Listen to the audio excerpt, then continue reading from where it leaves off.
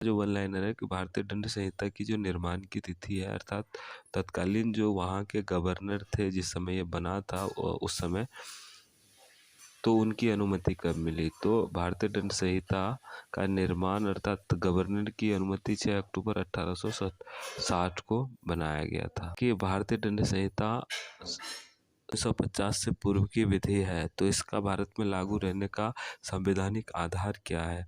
तो इसका आंसर है, भारत में भारतीय दंड संहिता के लागू रहने का जो संवैधानिक आधार है वो भारतीय संविधान का जो है अनुच्छेद 372 है। सवाल है कि भारतीय दंड संहिता का जो निर्माण किया गया था वो किसके रिपोर्ट पे किया गया था। तो इसका जवाब है कि प्रथम विधि आयोग की रिपोर्ट पर किया गया था। वो है प्रथम विधि आयोग का जो गठन किया गया था किस एक्ट के अनुसंधान के आधार पे किया गया था। तो इसका जवाब है कि सन 1833 के चार्टर एक्ट के द्वारा जो है 1834 में प्रथम विधि आयोग की स्थापना किया गया था। प्रथम विधि आयोग के अध्यक्ष कौन थे।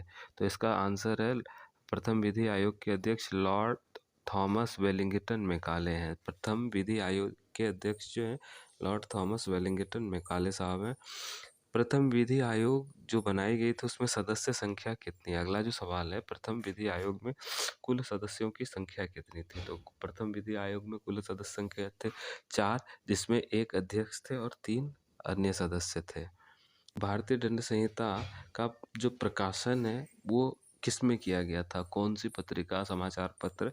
तो इसका जवाब है, भारतीय दंड संहिता का जो प्रकाशन था उसमें बंगाल गजट में किया गया था।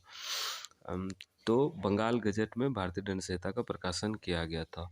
अगला जो सवाल है कि भारतीय दंड संहिता का जो प्रकाशन है बंगाल गजट में 1 दिन में किया गया था या 2 दिन में या 3 दिन में। तो भारतीय दंड संहिता में आपको पता है कुल बहुत बड़ा ये संहिता है, तो इसको 3 दिन में प्रकाशित किया गया था।